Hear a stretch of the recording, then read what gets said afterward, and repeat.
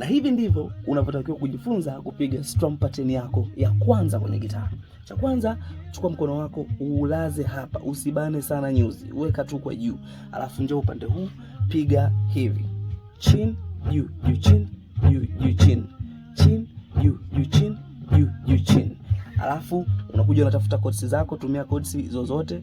Mimi natumia A minor, natumia F, natumia C, natumia na G. So mimi natumia chords zangu 4 na kwenye A minor nitapiga chin, juu, juu, chin, juu, juu, chin, chin, juu, juu, chin, F, chin, chin, juu, juu, chin, juu, juu, chin, chin, juu, juu, chin, juu, juu, chin. So